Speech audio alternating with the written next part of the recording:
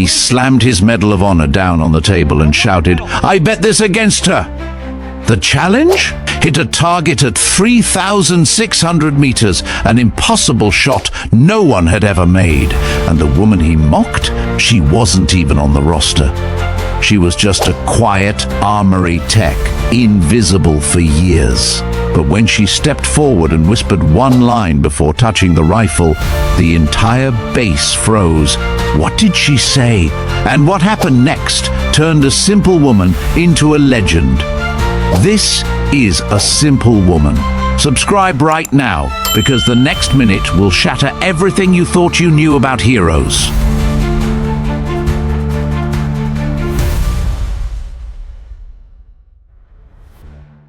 Nora Whitfield lived in the shadows of the Armory. Day after day she moved through racks of rifles and crates of ammunition with a quiet precision that made her invisible to most of the soldiers she served. She was the one who inspected weapons before training, replaced barrels after live fire, recalibrated scopes when no one else had the patience. To the infantrymen she was just the armorer, polite, efficient, but unremarkable. They joked that she was married to the smell of gun oil, that she cared more about cleaning kits than people. Nora never corrected them. It was easier that way. Her world was simple: inventory logs, the clatter of tools, and long nights in the workshop when everyone else had gone.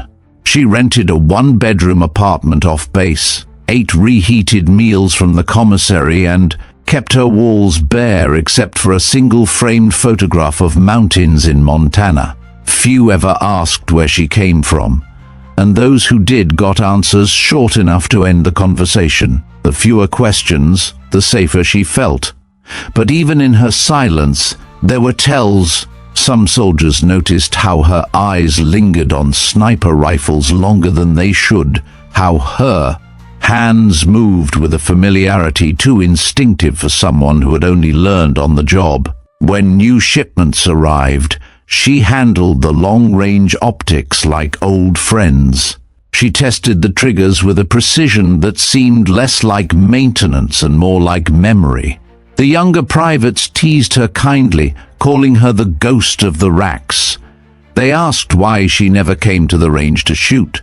She smiled thinly and said, "I prefer to leave the glory to you." It was a line she'd rehearsed so often it came out like muscle memory. But under the calm exterior, every day was a battle. Nora carried the weight of her father's name, a man who had once been whispered about in sniper schools across the country, Daniel Whitfield, known only by his call sign Wraith. His kills had been legendary, his distances unmatched, until his career ended in a cloud of secrecy. For Nora, the name was both legacy and curse. She had watched him fade under the burden of choices no one spoke about, and before his death, he had left her a warning. "They will try to make you into what I was, don't let them." So she buried her skills. She built a life so ordinary no one would look twice. She hid in plain sight, telling herself she had escaped the gravity of her father's ghost. Yet sometimes, late at night, she would set up an old scope on her kitchen table, a line, it against nothing in particular, and feel the ache of what she'd left behind. On base, her anonymity worked until Captain Elias Monroe arrived. A decorated sniper from Special Forces, Monroe carried the kind of swagger that came with a Medal of Honor pinned to his chest. Soldiers orbited him with reverence, eager to hear stories of combat, of impossible shots taken in far-off deserts. He was a man who filled every room with his presence, and he had little patience for shadows. The first time he walked into the Armory and saw Nora working silently at a bench, he smirked. "You look like you've never fired a shot in your life," he said, loud enough for the room to hear. Laughter followed, easy and cruel. Nora only tightened a screw, gave no reply. But inside, something shifted. It was small at first, a look, A flicker of challenge in her eyes she thought she had buried. Monroe caught it, and in that instant, without realizing, Nora's cover had begun to crack.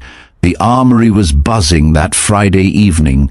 Soldiers crowded around the benches, cleaning rifles, swapping stories, their laughter bouncing off the concrete walls. Captain Elias Monroe leaned against the counter like he owned the place, his Medal of Honor ribbon catching the light whenever he moved. He thrived on the attention, telling tales of firefights overseas, how he had once held off an enemy squad with a single well-placed shot. The younger troops hung on his every word. Nora moved quietly in the background, inspecting a row of carbines. She kept her head down, as always, hoping the noise would pass her by. But Monroe noticed her, and something about her steady silence irked him. "You," he said suddenly, pointing across the room, "ghost of the racks." The soldiers laughed. "Tell me, Whitfield, you ever fire one of these outside a cleaning bench?" A ripple of chuckles spread, but Nora kept working. "That's not my job, Captain," she said evenly. Monroe grinned. "That's what I thought. Probably never hit a target past 100 meters. He leaned closer, voice dripping with challenge. "Hell, I bet you couldn't even see one at 1,000. The room erupted in laughter. A couple of privates elbowed each other, eyes flicking between Nora and Monroe.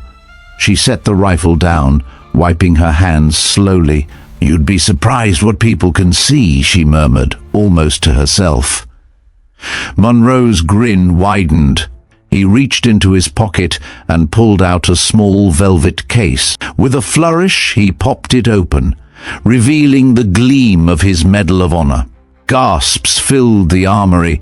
Even the cockiest privates straightened in respect. Monroe set it on the table like a king laying down his crown. "I'll make you a wager," he declared, his voice booming. "I bet this medal that you can't hit a target at 3,600 meters. That's over 2 miles. No one's done it on this base. Hell, barely in the world. If you do it, I'll hand this over. If you don't, you admit you're nothing but the ghost we all think you are." The air turned electric. Soldiers shifted, eyes darting to Nora, waiting for her to shrink back, but she didn't. She stood still, her gaze fixed on the medal glinting under the fluorescent lights. One of the sergeants laughed nervously.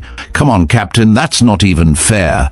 3,600 meters, no one hits that, not even you." Monroe smirked, enjoying the tension. "Exactly, which is why I know she'll never take the shot." Silence hung in the armory. Every eye landed on Nora. She could walk away, she should walk away. But something deep inside her, buried for years, stirred. She stepped forward slowly, her boots echoing on the concrete. Stopping at the table, she looked down at the medal, then back at Monroe. Her voice was soft, but it carried through the room. "I'll take the shot." The laughter died almost instantly. No one expected her to accept. The armory, moments ago filled with chatter and bravado, now hummed with a stunned silence. Nora stood at the edge of the crowd, her expression unreadable. Monroe narrowed his eyes, half amused, half unsettled. He'd baited dozens of young soldiers before, but none had ever taken the hook quite like this. "All right then," Monroe said slowly, voice carrying to every corner.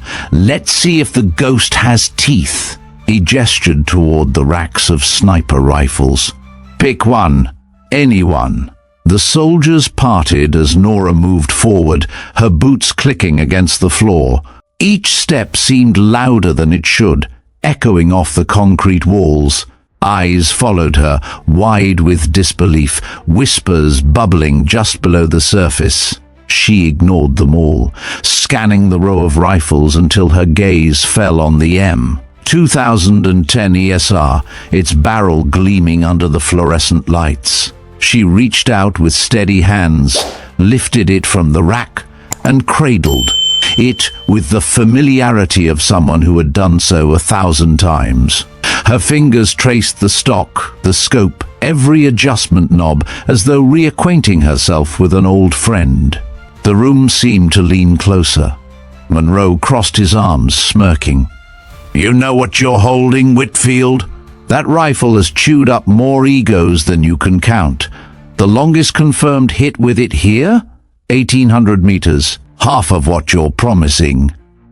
Nora lowered her head slightly, resting her cheek against the stock, sighting down the scope even though there was no target in the room. Her breath slowed, her body sinking into the rhythm that had once defined her entire life. For a moment, the soldiers watching weren't sure if they were looking at an armorer anymore, or something entirely different.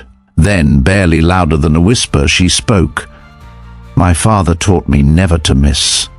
The words cut sharper than a gunshot. Every man in the room stiffened, glancing at each other. Some recognized the surname, Whitfield. It carried echoes, stories passed in sniper schools about a ghost who hit shots no one else could, missions that blurred into myth. Monroe's smirk faltered for the first time. His eyes searched hers, suspicion flashing. "Who the hell was your father?" Nora set the rifle down gently, her expression calm, controlled. "Doesn't matter," she said, her voice steady as steel. "What matters is the shot." The room was frozen. A dozen soldiers held their breath, as if exhaling would shatter the spell. Even Monroe, so full of swagger minutes before, felt the weight of her words. He glanced at the Medal of Honor still resting on the table, suddenly aware of how heavy it looked against the polished wood. Nora adjusted the scope one last time, then straightened. "Tell me when and where," she said. "I'll be there." The challenge was no longer his. It belonged to her now. By dawn the next morning, convoys of Humvees rumbled across the endless sweep of white sands. The desert stretched to the horizon, a canvas of pale dunes glowing under the early sun. Heat shimmered already on the horizon, though the day had barely begun. Soldiers piled out of the vehicles, lugging gear, their voices carrying the excitement of men about to watch history or humiliation. At the center of it all walked Nora Whitfield, silent as ever, rifle case slung across her shoulder. She ignored the stares, the half-whispered bets, the nervous laughter. Captain Elias Monroe strutted beside her, sunglasses gleaming, arms folded like a man already convinced of the outcome. His Medal of Honor remained back in the armory, locked away, but the weight of his wager hung heavier than the desert air. A range crew hammered stakes into the sand, setting up the impossible shot. At precisely 3,600 meters, a steel silhouette target was erected on a distant ridge, its outline faint against the pale horizon. Spotter cameras were aligned, their long lenses glinting in the sunlight, ready to record every detail. Over radios, the rangemaster announced, "Target secured. Distance confirmed, 3,600 meters." The number rippled through the crowd. Few even understood what it meant. At that range, bullet drops stretched yards, wind could nudge around. Off course by feet, and the Earth's own rotation came into play. Most had never fired past 1,000. 3 times that seemed absurd. Nora knelt in the sand, opening the rifle case with methodical calm. The M2010 lay nestled inside, its barrel polished, scope pristine. She lifted it out with care, brushing sand from the stock. Soldiers watched, muttering. Some smirked, convinced she'd crack under the pressure. Others, remembering her whisper from the night before, weren't so sure. Monroe crouched near her, grinning. "This is where your ghost story ends, Whitfield. No shame in failing. Hell, no one will blame you. But if you miss, you admit you're just an armorer, nothing more." She didn't look at him. Instead, she laid the rifle across the sandbagged rest, extended the bipod, and began adjusting the scope. Her movements were slow, deliberate, every click of the dials echoing louder in the silence. A spotter team set up beside her, one of them raising an eyebrow. "Ma'am, you'll need correction calls at this distance." Winds shifting every minute. Nora finally spoke, her voice quiet but firm. "I'll calculate it." The spotter exchanged a glance with his partner. No one trusted math alone at 3,600 meters, but there was something in the way she said it, absolute, unshakable. The crowd gathered behind the firing line, binoculars raised, some shading their eyes against the glare. The desert went still, the usual chatter fading into anticipation. Even Monroe, so full of bravado, fell silent. Nora lay prone, cheek pressed to the stock, eye to the glass. The world narrowed to crosshairs dancing faintly over a speck of steel nearly invisible in the haze. Her breathing slowed. In that moment, the desert, the soldiers, even Monroe himself ceased to exist. There was only her, the rifle, and the impossible distance waiting to be crossed.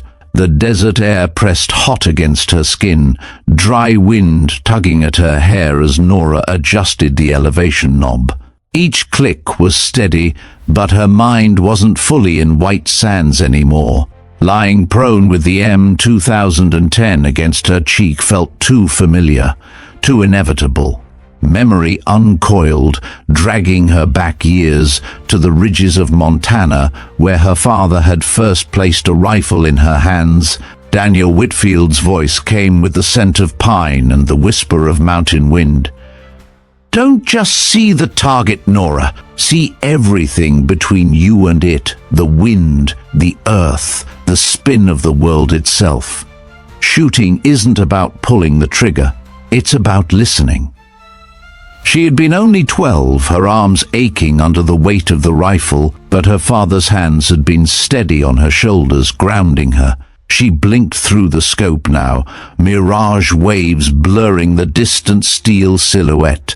3,600 meters. It might as well have been the moon. But she heard him again, low and unyielding. "Skill is neutral. A bullet doesn't know justice from murder. You decide what weight you give it." Her stomach knotted.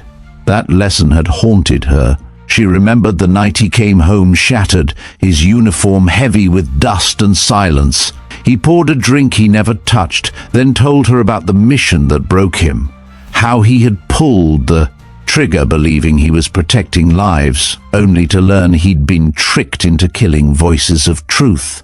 The man who had been a legend to others had looked her in the eye and said, "Don't let them make you into me." For years she had obeyed, hiding herself in the shadows of an armory, shrinking from the world. But here she was, under the blistering sun, with soldiers whispering behind her and Monroe's wager burning like a brand. She hadn't chosen this moment, but maybe it had chosen her. Her breathing slowed. In, out. The crosshairs trembled, then steadied as she aligned them with the distant target. She felt the wind tug at her sleeve, saw the shimmer bend the horizon. Her fingers adjusted, compensating not just for numbers but for instincts honed in silence. Behind her, Monroe muttered something under his breath, but she didn't hear. All she heard was the echo of her father's last lesson: never fire unless you're willing to live with what follows. Every shot tells the world who you are. The weight of it pressed against her chest. This wasn't just about hitting a piece of steel, it was about stepping out of the shadows she had built around herself, about proving, not to Monroe, not to the soldiers watching, but to herself, that she wasn't running anymore. Her hand curled around the trigger, steady as stone. Time seemed to stretch, each second dripping like molten glass. The world shrank to a line of sight and the whisper of wind. For the first time in 12 years, Nora Whitfield let herself feel what she was born to do. And as her finger took up the slack, she whispered, Not to the crowd, not to Monroe, but to the ghost of her father. "This shot is mine." The desert went silent. Not a breath stirred among the soldiers gathered behind the firing line. The only sound was the wind, dry and restless, tugging at the canvas shades and whispering across the dunes. Nora lay prone, cheek pressed to the stock, her world reduced to a crosshair that hovered over. A speck of steel, nearly invisible in the heat, shimmer 30,600 meters away. Her breathing slowed. In, out, in again. Each inhale shallow, each exhale deliberate, aligning with the rhythm her father had drilled into her years ago. Her pulse thudded in her ears, but her hands were steady. Behind her, Monroe stood with arms crossed, lips curled in a smirk meant to mask the tension creeping into his eyes. "Take your shot, Whitfield," he called. "Prove the ghost isn't just a bedtime story." She ignored him. Numbers flowed through her mind. Drop, drift, spin.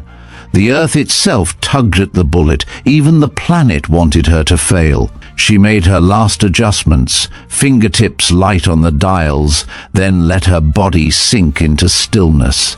The trigger broke clean, the rifle cracked like thunder, the recoil kicking into her shoulder. But she held position, eyes locked through the glass. For a heartbeat there was nothing, only silence and the endless stretch of desert. Then the faint trace of the bullet's vapor trail shimmered against the sky, bending, falling, arcing further than most men dared dream. Every soldier leaned forward, binoculars raised, spotter scopes tracking. Seconds dragged, each one stretching until the air itself seemed to hold its breath. At that distance, even sound took its time, crawling back across the sands. Then it came. A metallic clang rang faint across the valley, followed by the sight of the steel target quivering violently. A perfect hole punched dead center. For half a second no one moved. The impossible had happened, but their minds refused to accept it. Then the range camera confirmed, Bullseye, the screen lit with a red dot over the silhouette's heart. The crowd erupted, shouts, gasps, curses. Some clapped their helmets against their thighs, others simply stared, mouths open, as if they'd just witnessed a ghost reach out of legend and touch reality. Nora exhaled slowly, lowering her cheek from the stock. She didn't smile, she didn't gloat, she just let her hand rest on the rifle, feeling its warmth, the silence inside her louder than the cheers around. Monroe's smirk had evaporated.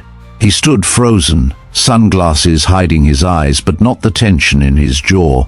His Medal of Honor wager suddenly felt heavier than armor plates. The bravado that had filled the armory the night before was gone, replaced by something raw, respect, fear, perhaps even shame. "Impossible," someone whispered. "No one hits that, no one." But Nora had. The range officer raised his voice over the din. Shot confirmed. Distance 3,600 meters. Impact center mass. His tone was official, but awe cracked through the edges. Nora stood slowly, dust brushing from her uniform, and slung the rifle back into its case. She didn't look at the crowd, didn't acknowledge the sea of wide eyes following her every move. She had made her point, and more importantly, she had kept her father's promise, never miss. As she walked past Monroe, the captain finally found his voice. It was quieter now, stripped of swagger. "Who are you, Whitfield?" She met his gaze only for a moment, her expression calm, unreadable. "Just a simple woman," she said. Then she kept walking, leaving him and the entire base to wrestle with the truth of what they had just seen. Behind her, the whispers grew into a roar. A ghost had come alive on the sands, and nothing would ever be the same. The echoes of the shot still lingered over white sands, a hum that seemed to hang in the air long after the target had stopped shaking. Soldiers clustered in groups, arguing, laughing in disbelief, replaying the moment over and over, like they couldn't trust their own eyes. Yet all of them kept glancing back at Nora, the quiet armorer who had just rewritten the boundaries of possibility. Captain Elias Monroe remained still, hands at his sides, the swagger that had carried him through countless rooms now stripped away. He stared at the distant ridge, then at the rifle case Nora had slung back over her shoulder. The Medal of Honor he had bet weighed on his mind like an anchor. It was more than a decoration. It was his identity. And yet, as much as it burned him, he knew what had to be done. He walked forward, boots crunching in the sand. The chatter died instantly as the crowd realized Monroe was moving toward her. Nora stopped, turning to face him, her expression unreadable, calm as the desert horizon. Monroe unfastened the ribbon from his uniform. The small sky-blue bar gleamed in the sunlight, its golden star catching every eye. A hush swept through the soldiers. No one ever touched that medal. To wager it had been arrogance. To surrender it was something else entirely. He held it out to her, his voice steady but stripped of pride. "You've earned this more than I ever did." Gasps rippled through the ranks. Soldiers shifted, their respect for Monroe deepened not by his stories but by this moment of humility. Nora looked at the medal, then at Monroe. For a long beat, the desert seemed to pause with them. Finally, she shook her head, her voice quiet but carrying. "It's yours. You lived through what earned it. I don't want medals. I never did." She closed his hand gently over it, refusing the symbol but accepting the gesture. The crowd exhaled, tension breaking into murmurs of admiration. Monroe nodded slowly, his gaze sharper now, no longer mocking but respectful. "Then at least take this," he said, lowering his voice. "My respect. You're no ghost. You're the real thing." Around them the soldiers began to cheer, not the raucous, mocking laughter of the night before, but a cheer of recognition. A private clapped his hands together, others joined, until the firing line shook with applause. Nora gave a slight nod, acknowledging them without basking in it. She had no taste for spotlight, but she understood what had shifted. They no longer saw an invisible armorer. They saw a woman who had stepped out of silence and proven herself in a way no one could deny. For Monroe, it was the hardest admission of his life, but it freed him too. And for Nora, it was the first time in years that the weight of her father's ghost felt lighter. She wasn't just his daughter anymore. She was something different, something her own. The applause from White Sands still echoed in Nora's mind as the convoys rolled back to base. She sat in the rear of a Humvee, rifle case balanced across her knees, her face calm but her thoughts turbulent. She had not wanted this attention. She had not asked to step out of the shadows. Yet one impossible shot had turned her into something she never intended to be, visible. Waiting for her at the Armory was a man who seemed carved from steel. Colonel Harris Dalton stood tall in his pressed uniform, silver hair cut to regulation, his expression sharp and unreadable. He had the bearing of someone used to command, used to making choices that bent lives around him like chess pieces. The soldiers around him straightened instinctively when he passed. When Nora entered, his gaze pinned her instantly. "Miss Whitfield," he said, his voice low but carrying, "you've created quite a storm." She set the rifle case on the bench, not flinching under his stare. "Wasn't my intention." Dalton's lips curved into the faintest of smiles. "Intentions rarely matter. Results do. And you just delivered one that has the Pentagon whispering." He gestured toward the Medal of Honor still pinned on Monroe's chest across the room. "You made a decorated sniper look like a trainee at 3,600 meters. Monroe bristled but held his tongue. The respect he had earned for Nora kept him silent. Dalton stepped closer, his tone shifting to something almost persuasive. "There's a program, Project Helios. We find operators who exceed human thresholds, men and women with gifts that can't be taught. We train them, shape them, and deploy them when no one else can succeed." Nora's jaw tightened. "And you think I fit your program?" "I don't think," Dalton replied smoothly. "I know you're your father's daughter. Daniel Whitfield was nearly recruited before circumstances changed. He understood what it meant to wield skill at the highest level." The mention of her father hit like a blade. Nora's hands clenched at her sides. "My father walked away from men like you." Dalton's expression didn't shift, and look where that left him. Alone, forgotten. His skills died with him, wasted. You don't have to make the same mistake. The soldiers in the room exchanged uneasy glances. Dalton's words were heavy, laced with promises and threats alike. Nora felt the eyes of everyone on her, waiting for her reply. She looked him square in the eye, her voice steady. "I won't be a weapon you aim. Not for you, not for anyone." Dalton studied her in silence, then gave a small nod, as though he had expected the refusal. "Legends don't stay hidden, Miss Whitfield. If you won't choose a side, others will choose it for you. Think carefully before you turn your back." With that, he turned on his heel and left, his presence lingering like smoke after fire. Nora stood still, heart pounding. The impossible shot had not just exposed her, it had painted a target on her back, and she knew now the real battle had only just begun. That night, Nora sat alone in her apartment, the desert silence pressing against the thin walls. She had locked the rifle case away, but its presence still loomed in the corner like a shadow she couldn't escape.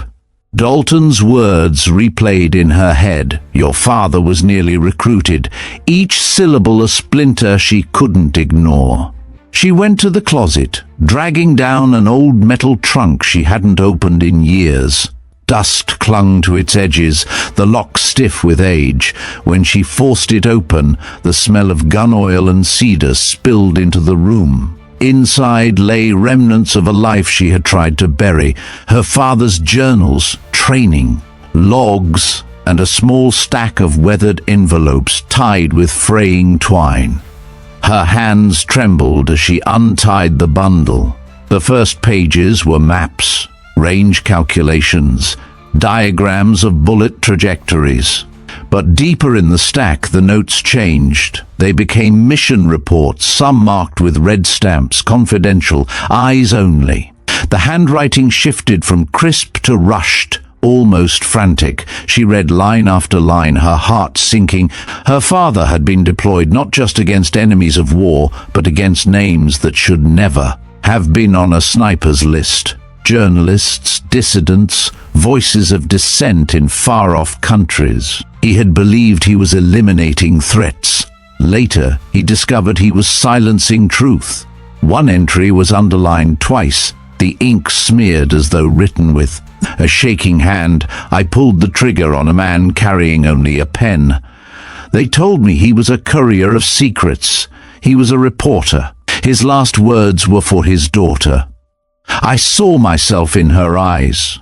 That was the day I knew I was no soldier, only a weapon someone else fired. Nora pressed a hand over her mouth, the words blurring through her tears. She remembered the nights he came home silent, the way he avoided her questions.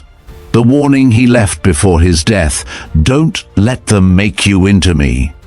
Now the truth stood before her in black ink. He had been used and broken. At the bottom of the trunk lay a sealed envelope addressed to Nora. Her breath caught as she tore it open. Inside was a single sheet, her father's handwriting steady this time. "You will inherit my skill whether you want it or not. But skill is neutral. Only your choice gives it weight. If you ever find yourself hunted, remember this: walk away from those who call you a weapon. Find your own target. Her chest ached as she folded the letter back into its envelope. Dalton's offer had not been opportunity. It had been a cage. Project Helios was the same machine that had consumed her father, the same shadow that had cost lives far beyond the battlefield. For the first time since White Sands, Nora knew exactly what was at stake. It wasn't just her reputation. It was her freedom, her father's legacy, and the choice to decide what her skills would mean. She wiped her eyes, slid the trunk back into the closet, and whispered into the silence, "I won't be your weapon." The weeks after White Sands were a blur of headlines and whispers. Soldiers who once overlooked Nora now spoke her name in mess halls and training yards, their voices filled with awe. Rumors spread faster than orders. How the armorer no one noticed had hit the impossible shot. How she had made a Medal of Honor sniper look human. Commanders requested interviews. Networks called for features. Politicians sniffed opportunity. Nora turned them all down. She refused the camera crews, the ceremony invitations, even the suggestion of a medal. When pressed, she gave the same answer every time: "I don't want recognition. I just want the truth to stay visible." Colonel Dalton tried again, of course. He visited her in the armory one final time, his tone more silk than steel. "You're wasting potential, Whitfield. Helios could give you reach beyond imagination. With us, you could change history." She didn't even look up from the rifle she was cleaning. So could my father, and I saw how that ended. Dalton's eyes narrowed, but she didn't flinch. After a long silence, he left without another word. She knew he would never stop watching, but she also knew his power was not absolute. Not if she made her choice public. And so she did. Months later, on a wind-swept range in Montana, Nora stood before a dozen recruits. Young men and women in crisp uniforms, rifles slung over nervous shoulders. Behind them, the mountains stretched endless, the same ridges where her father once taught her to breathe with the wind. Colonel Rourke introduced her formally, his voice booming. "This is Instructor Nora Whitfield, founder of the Spectre Initiative. She's here to teach you not just to hit a target, but to understand what it means to take a shot." The recruits straightened, eyes wide. They had heard the stories. Now they stood before the legend herself. Nora stepped forward, her boots crunching in the gravel, her gaze sweeping across the young faces. "You've heard my name," she began softly. "Most of it's rumor. That's fine. What matters is this: skill doesn't make you special. A rifle doesn't care if you're brave or cruel. It only cares where you point it. The choice of target, that's yours, and it's the only thing that will ever define you." The recruits hung on her words, silence stretching like the range itself. She continued, "You'll learn to read wind, to trust your body, to hit what seems impossible. But I'll never teach you to fire without purpose. If you want glory, you're in the wrong place. If you want to carry responsibility, then welcome." Behind her, steel silhouettes waited on the horizon, glinting in the sun. She gestured to them. "Let's begin." As the recruits moved to their firing positions, Monroe appeared at the edge of the range. He no longer carried swagger, no longer wore condescension. Instead, he gave her a crisp nod. "Instructor Whitfield," he said, the title heavy with respect. She returned the nod, no smile, but her eyes softened.